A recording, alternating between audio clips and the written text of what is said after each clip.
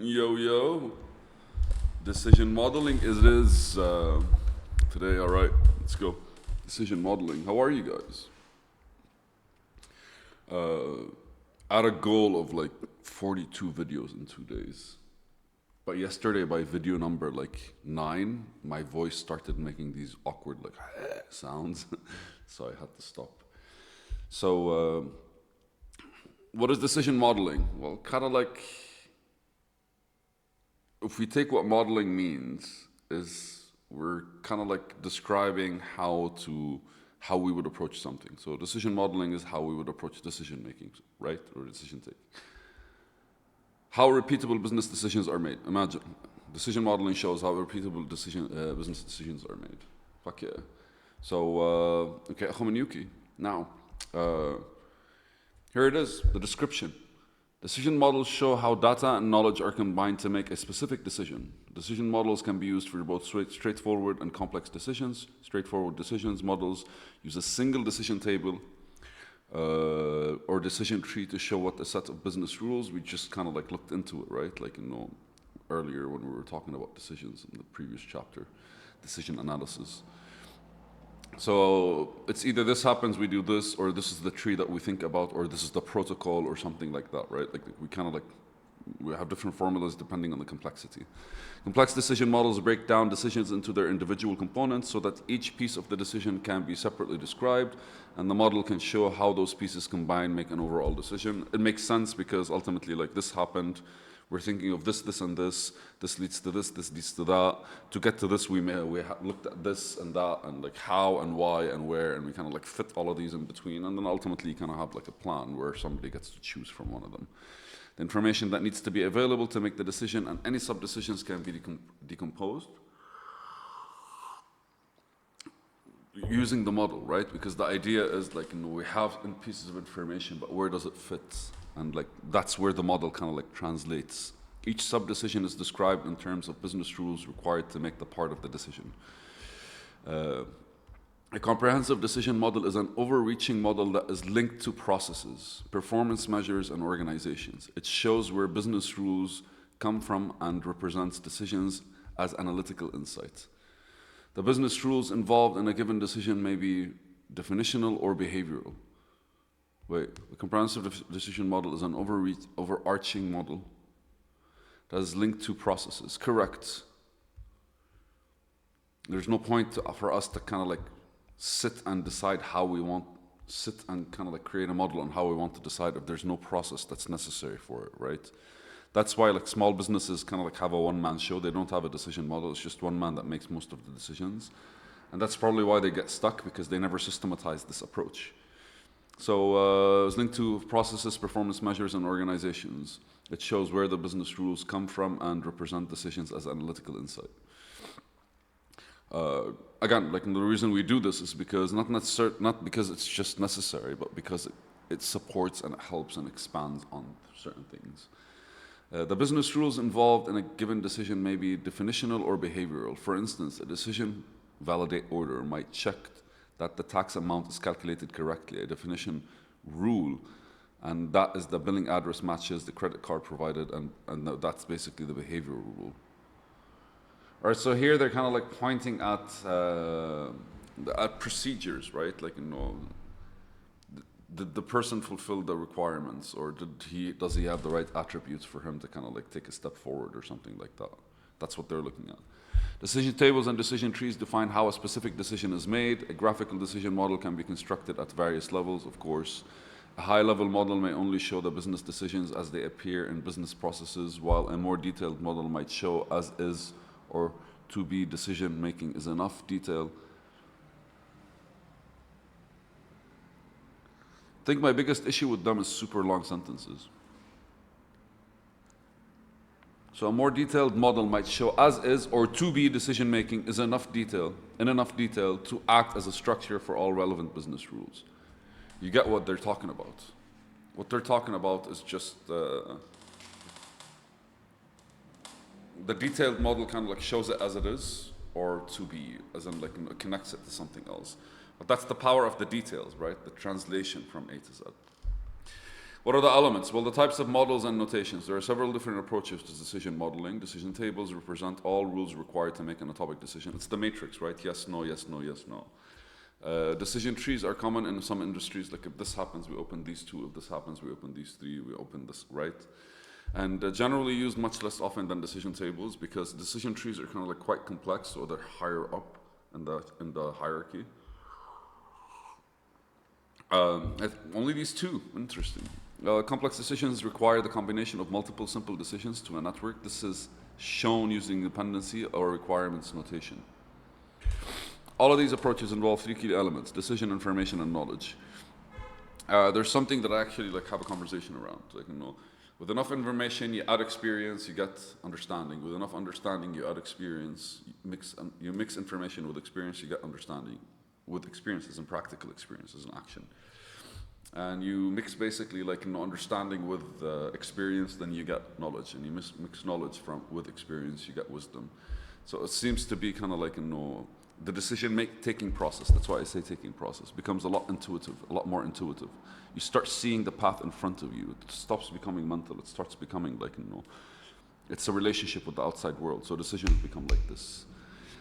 Decision tables, business decisions use a specific set of input values to determine the particular outcome by using defined set of business rules to select from. Okay, less than 100, over 1,000, right? All that kind of stuff. We'll get to this. A decision table is a compact tabular representation of these rules. Each row column is a rule or a column or rows. And each column row represents one of the conditions that the rule shows small. Of that rule, you get that what they're saying is you get to decide if they're sideways or like upwards. And when all conditions in a particular rule evaluate to true in a set of input data, the outcome of action specified for that rule is selected. So decision tables generally contain one or more condition columns that map to specific data elements, as well as one or more action or outcome columns. Each row can contain a specific condition in each condition column. These are evaluated against the value of the data element being considered. So, all right, they're being very, you kind of want to bitch slap somebody in the face. But again, like, you know, they're explaining things as if somebody who has no clue is looking at them. These are evaluated against the value of the data element being considered if all the cells in a rule are either blank or small, or evaluate to true, the rule is true, and the result specified in the action or outcome column occurs. All right?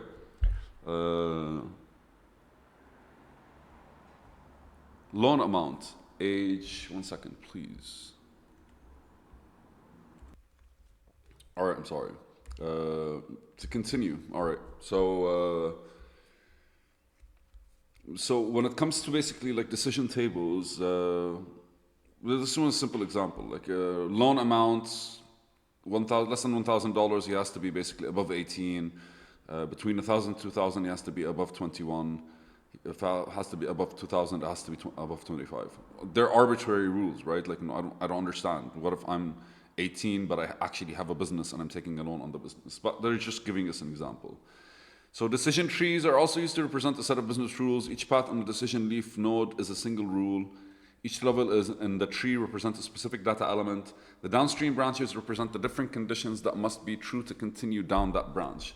Decision trees can be very effective for representing certain kinds of rule sets, especially those relating to customer segmentation.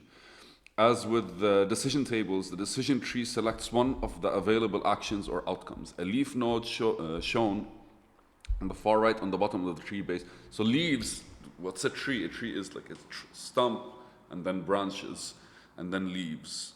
And so that's what they mean. Like what's the amount is less than 100 age. And so like all of these, if you're less than $1,000, then I don't care to look at these anymore. As long as you're above 18, you're eligible, right? Like that's basically how a decision tree is made. It's kind of like this leads to this, or because of this, I only look at this and then moving forward. Decision requirements diagrams. A decision requirement diagram is visual. Oh, they didn't kind of like talk about this earlier. But knowledge source, business knowledge, no, this is us kind of like explaining it, okay. Decision requirement diagram is a visual representation of the information knowledge. The decision making involved in is in a more complex decision.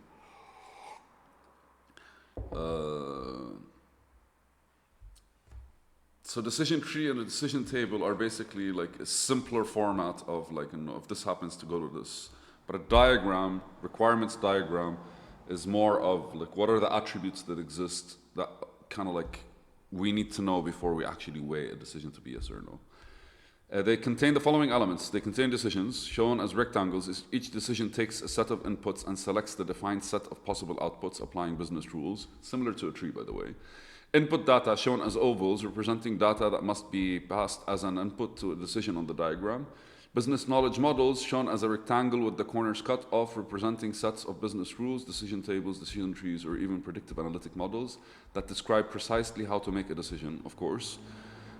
These knowledge models are basically what kind of like comes out of the whole decision-making taking process, right? Like, because like as decision analysis is what we do, and the idea is like, what are we how are we collecting information? Why are we collecting information? And where does this information come and go?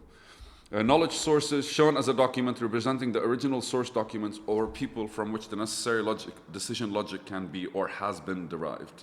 So like, where are we getting the information from, or how are we going to support our decision-taking process, right? So the nodes are linked together into a network to show the decomposition of complex decision-making into simpler building blocks. Solid arrows show okay, wait. Are linked together to making simple building blocks. Okay, solid arrows show the information requirements for a decision. These information requirements might link input data to a decision to show that this decision requires the data to be available, or might link two decisions. See these strong ones versus the dotted ones. Solid arrows show the information requirements for a decision. These information requirements, blah, blah, blah, blah, blah, might link the input data to a decision to show that the decision requires the data to be available, or might link two decisions together. Okay, so like, the solid ones are kind of like a necessity. If we don't have them, fuck this shit. But the dotted ones are kind of like, from here we got to here, and from here we got to here, and then from here we got to here, right? Like, every single decision has different business. So it is kind of like a tree, but it doesn't have one input source, right? It's kind of like this one, but it doesn't have one input source. So it had to be kind of like approached differently, because there's the business knowledge for this decision to be made, to be taken, this decision to be taken, and this connection between them that kind of like that is linked through this input data in order for this decision to kind of like be taken or to be made properly, and all of this to become kind of like connected or cohesive. Business knowledge models which describe how to make a specific decision can be linked to that decision with dashed arrows to display knowledge requirements. Knowledge source can be linked to decision with dashed rounded arrow to know that the knowledge source, for example, a document or person, is an authority for the direction. So this arrow is an extra, while this dot is an authority, right? Like, this source is an authority over this, while this here is just kind of like the translation of the knowledge. So this kind of declares a hierarchy, right? For example, a document or person is an authority of the decision. This is called an authority requirement. Amazing. So usage considerations. What are the usage considerations? Like, decision models are easy to share with stakeholders, facilitate a shared understanding, and support impact analysis, of course, like 1, 2, 3, 4, 5, because they're in table form or they're small format. Multiple perspectives can be shared and combined, especially when a diagram is used. Amazing.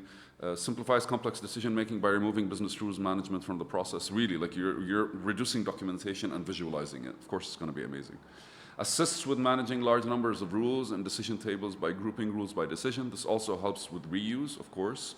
These models, like, imagine every time, like, what you're doing is you're connecting things, and what you can do is take the whole and then kind of like split it into smaller things. We kind of like discussed it in a previous kind of, I think when we were talking about data modeling, because we level 1 modeling, level 2 modeling, level 3 modeling, we kind of like dive deeper into how the functionality, the flow diagrams, and how they kind of like connect. These work based for rule-based automation, data mining, and predictive analytics, as well as manual decisions or business intelligence projects.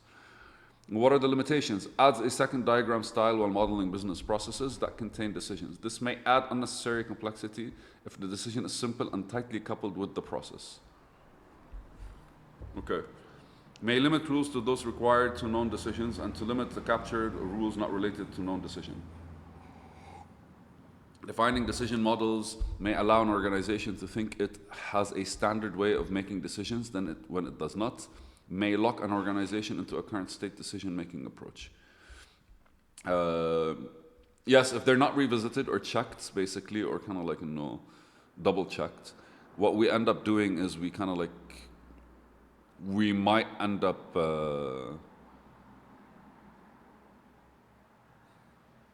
being opinionated and biased, which is a direction that would be harder to move away from. Cut across organizational boundaries, which can make it difficult to acquire any necessary sign-off. Exactly. Sometimes you might need a different person taking a decision or making a decision or just contributing to the decision, I guess. And sometimes this basically cuts across organizational boundaries, which can make it difficult to acquire a necessary sign-off. It's because it kind of like connects everything together.